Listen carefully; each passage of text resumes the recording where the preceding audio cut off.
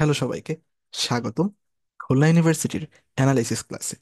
এই ভিডিওতে আমরা মূলত খুলনা ইউনিভার্সিটিতে বায়োলজি কোয়েশ্চেন কীরকম এসে থাকে তার অ্যানালাইসিস ভিডিও দেওয়ার ট্রাই করব, এবং কিভাবে আমরা বায়োলজি পড়লে নেক্সট যে এক্সাম আছে সেটাতে ভালো একটা কমন পেতে পারি, সেই রকমভাবে কিভাবে গোছানো যায় তারই ট্যাকটিক্স নিয়ে আলোচনা করব। ওকে, সো সেজন্য আমরা একটু খুলনা ইউনিভার্সিটিতে কিরকম প্রশ্ন আসে তাই একটু আমরা দেখে নিব। ওকে, সো আমরা জানি আমাদের প্রথম অধ্যায় হচ্ছে কোষ ও কোষের গঠন। এই অধ্যায় থেকে দেখো ভাইয়া, প্রথম কোশ্চেন এসেছে রেপ্লিকেশন ফর্কে ডাবল হেলিক্সের প্যাচগুলো খুলে দেয় কে? সো এটা জানি, এটা আমাদের হচ্ছে আম, কোষ ও কোষের গঠন চ্যাপ্টারের ডিএনএর যে রেপ্লিকেশন হওয়ার সময় যে বিভিন্ন ধরনের এনজাইম কাজ করে সেগুলা থেকেই মানে প্রশ্নটা মূলত আসে, এবং এই টপিকটা কিন্তু অত্যন্ত গুরুত্বপূর্ণ যে কোনো অ্যাডমিশন টেস্টের জন্য। তাহলে দেখি ভাইয়া, প্রথম প্রশ্ন আমাদের বলতেছে রেপ্লিকেশন ফর্কে ডিএনএ ডাবল হেলিক্স প্যাচগুলো খুলে দেয় কোনটি? ওকে, সো এটার অ্যান্সার হবে হ্যালিকেজ। ওকে, হ্যালিকেজ কি করে? ডাবল হেলিক্সের প্যাচগুলো খুলে দেয়। সো আমরা মনে রাখবো যে আমাদের যে প্যাচ খোলে কে? হেলিকেজ। প্যাচ খোলে কে? হেলিকেজ। এটা কিন্তু অত্যন্ত কমন কোশ্চেন, মনে রাখা অত্যন্ত সহজ।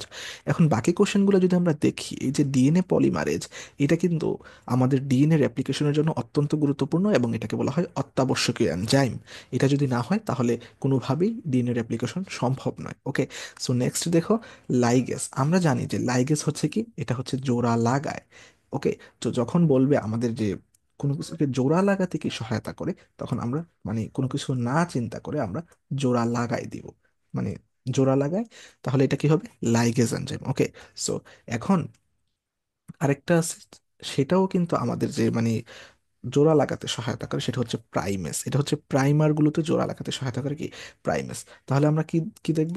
নর্মালি যদি কোনো কিছুকে জোড়া লাগাতে সহায়তা করে সেটা হচ্ছে লাইগেজ, এবং আমাদের যে ডিএনএতে যে প্রাইমারগুলো আছে সেই প্রাইমারগুলো মানে রেপ্লিকেশনের সময় যে প্রাইমারগুলো তৈরি হয় সেই প্রাইমারগুলোকে জোড়া লাগাতে সহায়তা করে কি? Primase enzyme. সো তার মানে আমাদের যে ডিএনএ এর যে এনজাইমগুলোর নাম আছে, সেই যে চার্টটা আছে সেই চার্টটা অত্যন্ত ভালোভাবে পড়ে ফেলতে হবে। ওকে, সেখান থেকে আমরা চার্টটা ভালোভাবে পড়ে ফেলবো, এবং আমরা এই সবগুলো এমসিকিউ অ্যানালিসিস করার পর কিভাবে পড়লে খুলনা ইউনিভার্সিটিতে বায়োলজিতে ভালোভাবে আয়ত্ত করা যাবে সেই নিয়েও আমরা বলবো। ওকে, তোমরা একটু দেখো। ওকে, ভিডিওটা শেষ পর্যন্ত দেখো, কাজে লাগবে ইনশাল্লাহ। তারপর দেখো বলতেছে পাশাপাশি অবস্থিত কোষসমূহ নিম্নোক্ত কোনটির মাধ্যমে সংযোগ স্থাপন করে? ওকে, সো এই কোশ্চেনটা কিন্তু আমাদের যে 2023-24 সালে ডিউতে এসেছে। সো এটার অ্যান্সার কি? এটা হচ্ছে প্লাজমো ডেজমাটা। ওকে, সো পাশাপাশি দুটি কোষের যে সংযোগ স্থাপন করে, এই যে সংযোগ স্থাপন করা, এই সংযোগ স্থাপনকে আমরা বলতেছি প্লাজমোডেসমাটা। সো আর এরপর দেখো বি নাম্বারে মাইক্রোফাইব্রিল। সেটা তো ফাইব্রিল মানে জাতীয় তন্তুময় পদার্থ, এটা কোষের ভেতরে যে পদার্থ, এটা তো কিছু না। তারপর বলতেছে পিট মেমব্রেন। সো আমরা জানি যে আমাদের যে আম, কোষ কোষের যে ঝিল্লি, এই কোষ ঝিল্লির যে স্তরের মধ্যে কোনো একটা জায়গা কি থাকে? উপরের গুলা কি থাকে, মানে দুইটা কোষের মধ্যবর্তী যে জায়গা, এই মধ্যবর্তী জায়গায় শুধুমাত্র একটা মধ্যবর্তী জায়গায় যে ফাঁকা স্থান, এটাকে বলা হয় কি? Pit membrane. এটাকে বলা হয় কি? Pit membrane. হোপফুলি তোমরা এগুলো জানো। ওকে, পিট মেমব্রেন। তাও বলে দিই, আর প্রোটোপ্লাস্ট তো আমরা সবাই জানি যে প্রোটোপ্লাজম, প্রোটোপ্লাস্ট। ওকে, সো নেক্সট বলতেছে কোন জীবে মানুষের সমসংখ্যক মানে কোন জীবে মানুষের সমসংখ্যক ক্রোমোজোম কি আছে? সো এটা আমরা সবাই জানি যে রেশমি পোকা বা রেশম পোকা যেটা, এটাতে মানুষের সমসংখ্যক ক্রোমোজোম থাকে। মানুষের ক্রোমোজোম হচ্ছে 46, তার মানে রেশম পোকায়ও কি 46। তার মানে আমাদের যে বইয়ে যে ক্রোমোজোমের যে চার্টটা আছে এটা অত্যন্ত ভালোভাবে পড়ে ফেলতে হবে। ওকে, সো আমরা যদি বাকি অপশনগুলো দেখি, যে খরগোশের মধ্যে আছে কয়টা ক্রোমোজোম বলো তো ভাইয়া? 44টা ক্রোমোজোম। ওকে, এটা একটু আমরা মনে রাখবো, খরগোশের মধ্যে 44টা ক্রোমোজোম। সো নেক্সট যদি যদি যাই গোলালুর মধ্যে হচ্ছে আমাদের, আমরা মনে রাখবো যে আলুর কেজি 48 বা আলুর দাম 48, এভাবে মনে রাখতাম আর কি, যে আলুর কেজি 48। ওকে, সেভাবে মনে রাখবো গোলালুতে ক্রোমোজোম 48। এখানে দেখো ভাইয়া, গোলালুতে গ ল দুইটা অক্ষর আছে, আবার আলুতেও ল আছে। এটা থেকে মনে রাখবো যে গোলালু আর গরিলা হচ্ছে সেম, কারণ গরিলাতেও গ আর ল দুইটা আছে। তাহলে গরিলার যে ক্রোমোজোম সংখ্যা এটা হবে কি? 48। ওকে, সো হোপফুলি বুঝতে পারতেছো। তো এইভাবে মনে রাখবো। আচ্ছা বলো তো তোমাদেরকে একটা দিই, যে ভুট্টাতে কয়টা ক্রোমোজোম আছে? কি বললাম? ভুট্টাতে। ওকে, ভুট্টাতে কয়টা ক্রোমোজোম আছে? ওকে, সো এটা তোমরা অনেকে অনেকভাবে মনে রাখতে পারো, আমি এভাবে মনে রাখতে পারি যে ভুট্টা ভতে ভুট্টা বতে 20, ভতে ভুট্টা বতে 20। আচ্ছা বলো তো ভাইয়া, যে আমাদের যে হাইড্রা আছে, হাইড্রাতে কয়টা? আমরা সবাই জানি, হাইড্রা তো পড়ে আসছি না, হাইড্রা হচ্ছে কয়টা? 32টা। ওকে, সো আমরা যদি আরো একটু জানা ট্রাই করি, যে বলতো গরুতে কয়টা? গরু, গরু, তারপর ছাগল। সো মনে রাখবা, গরু আর ছাগলের সেম, গরু তো একটু বড় প্রাণী না, বা ছাগলও মানে চতুষ্পদ প্রাণী। সো গরু হচ্ছে 60। গরু বস সাহেব, গরু হচ্ছে কয়টা? 60, গরু 60। ওকে, সো সেম ভাবে আমরা কবুতরও কিন্তু আমরা মানে একটু জেনে রাখতে পারি। কবুতর কত? কবুতর হচ্ছে 80, কবুতর হচ্ছে 80। ওকে, সো এগুলো কিন্তু আমরা এর আগেও কিন্তু সিওর যখন কোশ্চেন ব্যাংক সলভ করাইছি, সেখানে কিন্তু পড়াইছি। আসলে কি ভাইয়া, ইম্পর্টেন্ট জিনিস কিন্তু সবকিছু মানে সব এক্সামেই কিন্তু ইম্পর্টেন্ট। ওকে, সো কবুতর 80, এটা আমরা কিভাবে মনে রাখতাম? যে কবুতর দিয়ে আগে কি কি করা হতো? চিঠি প্রেরণ করা হতো, মানে আগেকার যে রাজারা চিঠি প্রেরণ করতেন। ওকে, সো চিঠি প্রেরণ করার জন্য তারা 40 কিলোমিটার দূরে চিঠি প্রেরণ করতেন, অর্থাৎ কবুতরকে 40 কিলোমিটার যাওয়ার সময় এবং 40 কিলোমিটার আসার সময় মানে পথ অতিক্রম করতে হতো। সো টোটাল ওকে 80টা মানে 80 কিলোমিটার পথ অতিক্রম করতে হতো, এভাবে মনে রাখতাম। তার ক্রোমোজোম সংখ্যা কত? 80। ওকে, সো তারপরে দেখি ভাইয়া, যে এগুলো তো জাস্ট আমি এভাবে এক্সট্রা বলে দিলাম, তোমরা বই থেকে ক্রোমোজোমের যে চার্টটা আছে এটা অত্যন্ত গুরুত্বপূর্ণ, তোমরা পড়ে নিবা। ওকে, সো আর অধ্যায়ের মানে এই ক্লাসের শেষে আমি কি আলোচনা করব কিভাবে ফুল প্রিপারেশন নিতে হবে। ওকে, সো নেক্সট দেখো, কোষের সুইসাইডাল স্কোয়াড বলা হয় কাকে? সো এটা আমরা জানি যে কোষের সুইসাইডাল স্কোয়াড হচ্ছে কি, বা অটোফেগি যেখানে হয় সেটা হচ্ছে কি লাইসোজোম। ওকে, সো গলগি বডির কয়েকটা নাম আছে, কোষের ট্রাফিক পুলিশ, কার্বোহাইড্রেট ফ্যাক্টরি, এবং যে প্যাকেজিং কেন্দ্র, এটা বলা হয় গলগি বডিকে। সেন্ট্রিওল তো প্রাণী দেহে যখন কোষ বিভাজন হয় তখন তৈরি হয়, আমরা জানি। ক্রোমোপ্লাস্ট কি? রঙিন প্লাস্টিড। ক্রোমোপ্লাস্ট কি? রঙিন প্লাস্টিড। ওকে, সো নেক্সট, সো এগুলো আমরা কিভাবে পড়তে হবে নেক্সটে বলে দিব। ওকে, এখন কথা হচ্ছে কোষ বিভাজন অধ্যায়। সো আমাদের কেউতে কোষ বিভাজন থেকে মূলত একটা কোশ্চেনই আসছে ভাইয়া।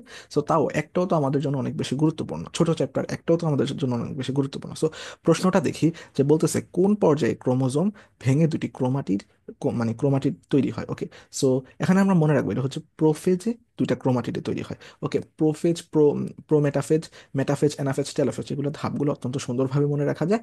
সো এগুলোর জন্য আমি ক্লাস দেওয়ার ট্রাই করবো। ওকে, তোমরা চ্যানেলের সাথে থাকো। ওকে, সো বলতেছে যে এখন এটা প্রোফেজ কেন কিভাবে মনে রাখবো ভাই? আমাদের যে প্রথম কথা হচ্ছে, প্রোফেজে কি হয়? জল বিয়োজন হয়, মানে জল বিয়োজিত হয়, এবং ওইখানে কিন্তু যে ক্রোমাটিড তৈরি হওয়া এগুলো কিন্তু সেখানেই হয়ে যায় ক্রোমাটিড তৈরি হওয়া। ওকে, প্রোমেটাফেজের জন্য আর অপেক্ষা করে না। অর্থাৎ কি বললাম, যে ক্রোমাটিড তৈরি হয় কোথায়? প্রোফেজে। ওকে, সো নেক্সট। ওকে, সো নেক্সট অধ্যায় কি হবে ভাইয়া আমাদের? নেক্সট অধ্যায় হচ্ছে আমাদের অণুজীব ভাইয়া। অণুজীব চ্যাপ্টারটা কিন্তু অনেক গুরুত্বপূর্ণ, সেই জন্য এখান থেকে বেশ ভালোই কোশ্চেন এসেছে। সো দেখো ভাইয়া, প্রথম প্রশ্ন, যে কোন ব্যাকটেরিয়া মানবদেহে ভিটামিন বি কমপ্লেক্স সরবরাহ করে? ওকে, সো এটা আমরা মানে অনেকেই জানি যে আমাদের মানবদেহে যে ভিটামিন বি কমপ্লেক্স সরবরাহ করে এটা হচ্ছে ইschেরিয়া ইকোলাই, মানে ইschেরিয়া কলাই বা ইকোলাই। ওকে, সো ইকোলাই ব্যাকটেরিয়া মূলত ভিটামিন বি কমপ্লেক্স মানে ইয়া করে, এটা মূলত একটা অ্যান্টেরো ব্যাকটেরিয়া বা অন্ত্রের ব্যাকটেরিয়া। এটা ভিটামিন বি কমপ্লেক্স সরবরাহ করে, অনেক ফেমাস কোশ্চেন। ওকে, সো এটা মনে রাখবো।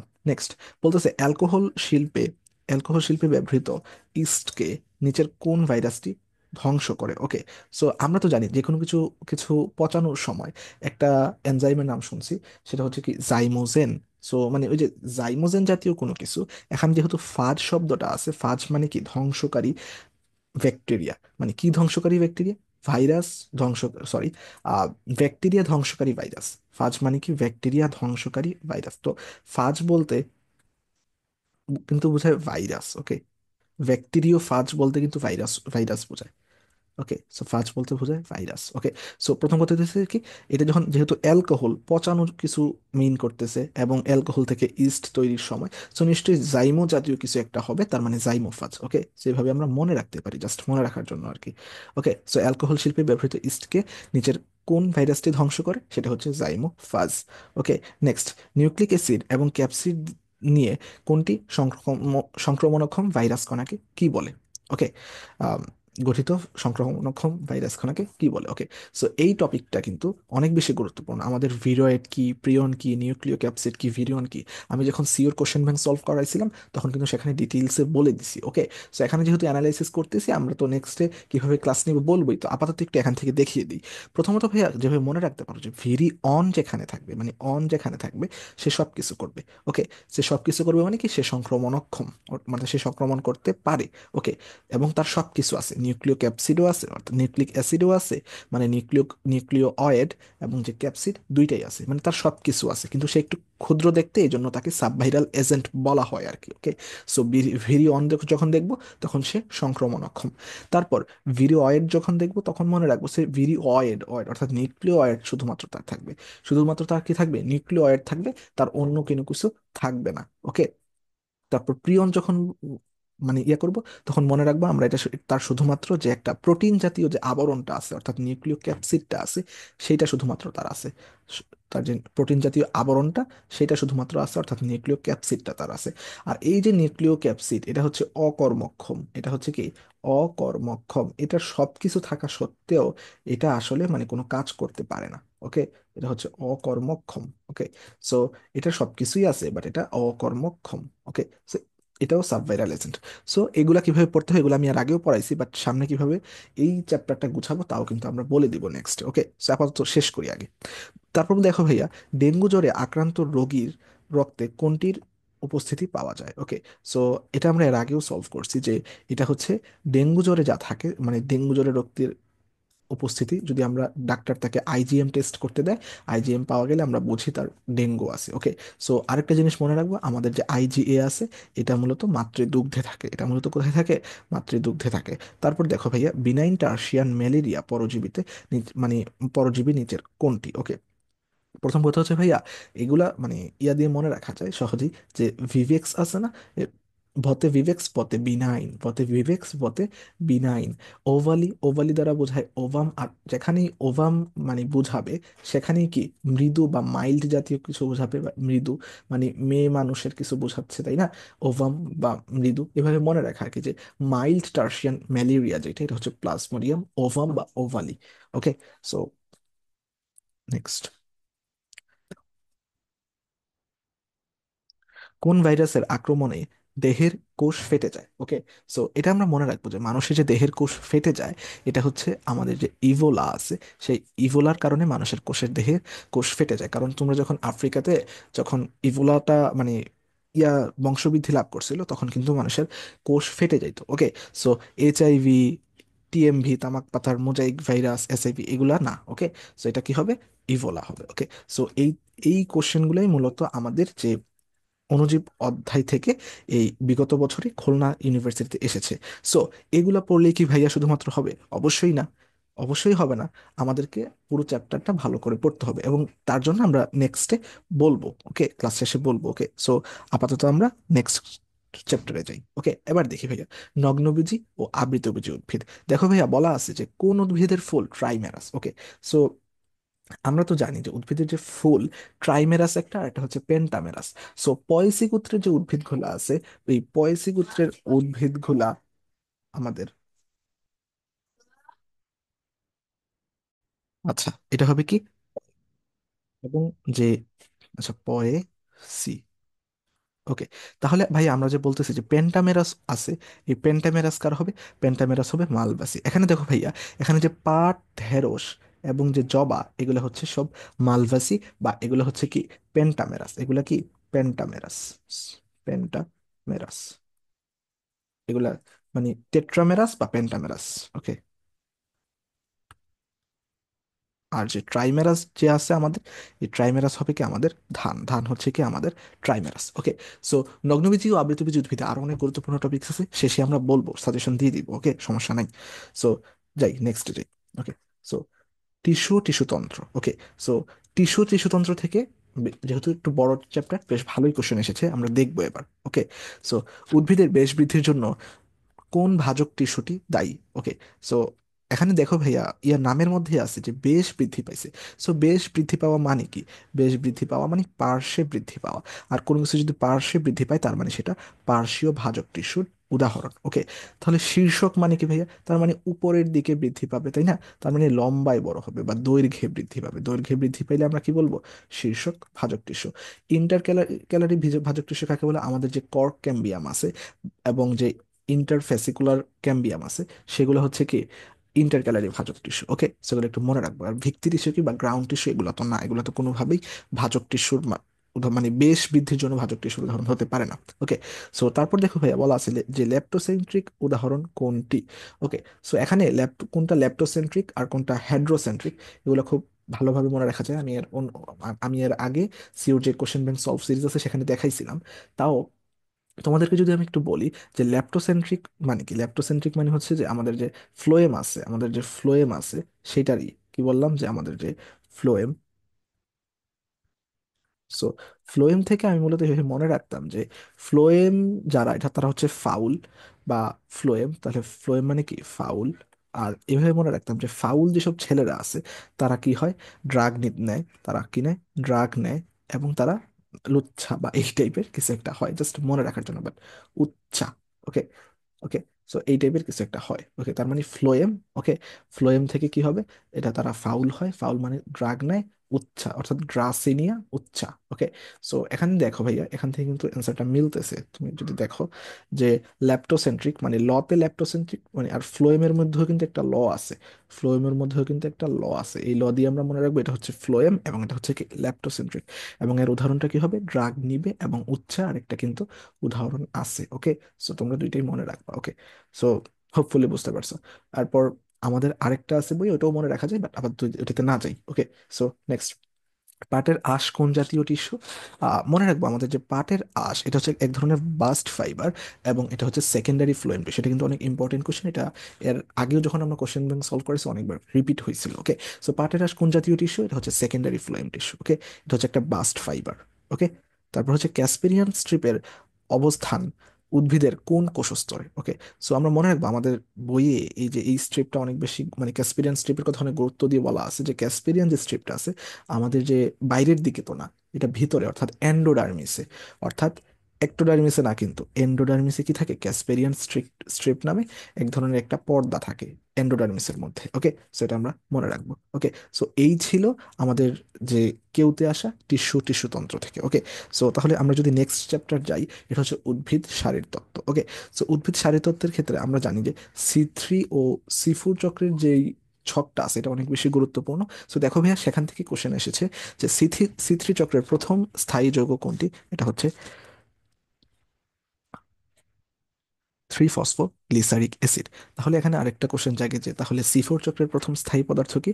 আমরা জানি আম, 4 কার্বন বিশিষ্ট অক্সালো অ্যাসিটিক অ্যাসিড। ওকে, অক্সালো অ্যাসিটিক অ্যাসিড। ওকে, সো এখান থেকে আরো অনেক বেশি পড়া যায়, বাট আমরা নেক্সট বলে দিব কিভাবে পড়তে হবে। ওকে, সো আপাতত এটা বুঝতে পারছি যে C3 চক্রের প্রথম স্থায়ী পদার্থ কি, 3 ফসফোগ্লিসারিক অ্যাসিড।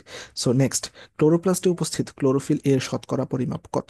সো আমরা মনে রাখবো যে আমাদের যে ক্লোরোফিল এ এবং ক্লোরোফিল বি দুইটা কণা আছে, তার মধ্যে আমাদের যে ক্লোরোফিল এ, এটাই সর্বাধিক থাকবে, ক্লোরোফিল এ কি থাকবে, সর্বাধিক থাকবে। ওকে, সো নেক্সট, খনিজ লবণ শোষণের সময় উদ্ভিদের মূল কোন ক্যাটায়ন দ্রুত গতিতে শোষণ করে। সো এটা আমরা একটা ইয়া দিয়ে মনে রাখতাম যে উদ্ভিদের মধ্যে যে ক্লোরোফিল, সরি, উদ্ভিদের মূল কোন ক্যাটায়ন দ্রুত গতিতে শোষণ করে, এটা আমরা মনে রাখতে পারি যে যারা কানা থাকে বা অন্ধ থাকে, যারা কি বললাম, কানা থাকে বা অন্ধ থাকে তারা দ্রুত গতিতে, এবং বাকি যারা, তাদেরকে আমরা মনে রাখতাম যে কাঁসা দিয়ে। অর্থাৎ দ্রুত গতি কারা হবে, দ্রুত গতি হবে কানা। কানা কি হবে, পটাশিয়াম আর নাইট্রেট। ওকে, এগুলো হচ্ছে দ্রুত। আর যে মন্থর গতি, মন্থর গতিতে হবে কি, কাঁসা, তার মানে কি ক্যালসিয়াম 2+, আর কি সালফেট। ওকে, সো এগুলো হচ্ছে কি দ্রুতগতি এবং যে মানে স্বাভাবিক ইয়া যেটা সেটা। ওকে, সো হোপফুলি মানে বুঝতে পারছি। ওকে, সো এই তো। সো এখন দেখো ভাইয়া, উদ্ভিদের খনিজ লবণ শোষণের সময় উদ্ভিদের মূল কোন ক্যাটায়ন দ্রুতগতিতে শোষণ করে। আমরা মনে রাখতাম কানা অর্থাৎ পটাশিয়াম, এবং যে নাইট্রেট আয়ন যে যে দুইটা আছে এই দুইটা কি দ্রুত গতিতে হবে, কারণ তারা কি অন্ধ। ওকে, সো এইভাবে আমরা মনে রাখি আর কি, যে সো ওকে, তো এরপর দেখো সালোক সংশ্লেষণকারী রঞ্জকগুলোর মধ্যে কোন রঞ্জকে ম্যাগনেসিয়াম বিদ্যমান। ওকে, সো আমাদের যে ক্লোরোফিল রঞ্জক আছে এটাতে কিন্তু ম্যাগনেসিয়াম বিদ্যমান। মনে রাখবো আমাদের যে ম্যাগনেসিয়াম আয়নটা এটা ক্লোরোফিলের সাথে অনেক বেশি মানে সম্পর্কযুক্ত, যখন যেখানেই ম্যাগনেসিয়াম দেখবা এখানে ক্লোরোফিল জাতীয় কিছু দাগিয়ে দিবা। ওকে, সো মানে এভাবে মনে রাখা আর কি, জাস্ট যে ম্যাগনেসিয়াম কোন রঞ্জকে বিদ্যমান, আর আমাদের যে সালোক সংশ্লেষণের জন্য ম্যাগনেসিয়াম আয়নটা কিন্তু অনেক বেশি মানে গুরুত্বপূর্ণ ভূমিকা পালন করে, ওকে, ক্লোরোফিলের মধ্যে। ওকে, সো এই ছিল মানে উদ্ভিদ শারীরতত্ত্ব থেকে আমাদের যে এমসিকিউ গুলো এসেছে। ওকে, সো তাহলে নেক্সট চ্যাপ্টার। ওকে, সো এখন দেখবে জীব প্রযুক্তি। সো জীব প্রযুক্তি থেকে ভাইয়া প্রথম প্রশ্নটা এসেছে, বায়োটেকনোলজি শব্দটি প্রথম ব্যবহার করেন কি? এটা অনেক ফেমাস কোশ্চেন, যে আমরা জানি হাঙ্গেরীয় প্রকৌশলী কার্ল এরিকি সর্বপ্রথম বায়োটেকনোলজি শব্দটি ব্যবহার করেন। তাহলে এটার অ্যান্সার হবে কি? কার্ল এরিকি। তারপর নেক্সট, টিস্যু কালচারের মাধ্যমে উৎপাদিত নতুন চারাকে কি বলে ভাইয়া? সো এগুলো আমরা অনেকেই জানি, যে প্রথম কথা হচ্ছে যে সায়ন, এটা যখন আমরা কলম করি, কলম শিয়ন লিখছে এখানে, এটা সায়ন হবে। যখন আমরা কলম করি, এই কলমের ক্ষেত্রে কি হয়, যে সায়নটা এটা ব্যবহৃত হয়, তাই না? সো এটা তো আমরা বুঝলাম। তারপর এখানে অ্যান্সার হবে কি, মূলত প্লান্টলেট। সো টিস্যু কালচারের মাধ্যমে যে নতুনটা চারাটা উৎপাদিত হবে, সেই চারাটাকে আমরা বলি কি? প্লান্টলেট। ওকে, সো এটা অনেকে জানি। আপু ক্যালাসটা কি? আমরা যে একটা ভেজাল মিডিয়াম আছে, এই মিডিয়ামের মধ্যে যে স্ফটিকটা সৃষ্টি হয়, মানে ক্ষুদ্র ক্ষুদ্র যে টিস্যু গুচ্ছ, সেই টিস্যু গুচ্ছের যে স্ফটিকটা সৃষ্টি হয়, এটাকেই আমরা বলতেছি মূলত কি? ক্যালাস। তারপর এক্সপ্লান্ট কি? আমাদের যে যেই টিস্যুটা আমরা সংগ্রহ করি, যেই ক্ষুদ্র যে টিস্যুটা সংগ্রহ করি, সেই টিস্যুটাকে আমরা মূলত, যে আমরা বলি কি? এক্সপ্লান্ট। ওকে, সংগৃহীত টিস্যু বা টিস্যু সংগৃহীত। ওকে, সেটাকে আমরা বলি কি মূলত? এক্সপ্লান্ট। সো হোপফুলি বুঝতে পারছি।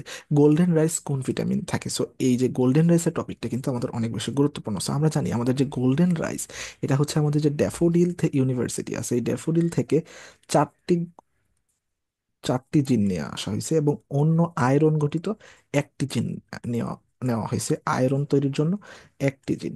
ওকে, এই আয়রন তৈরির জন্য যে একটি জিন তৈরি করা হলো, এই জিনগুলো মিলে কি করছে, আমার যে ইনকোপট্রিগাস, তিনি কি করছেন, আমাদের যে গোল্ডেন রাইস আছে, এই গোল্ডেন রাইস তৈরি করছেন। এবং এই গোল্ডেন রাইস তৈরি করার ফলে মানুষের যে এখন যে রাতকানা রোগ হওয়ার কথা, এই রাতকানা রোগটা কিন্তু অনেক বেশি কমে গেছে। ওকে, কারণ এই আমরা জানি ভিটামিন এর অভাবে রাতকানা রোগ হয়।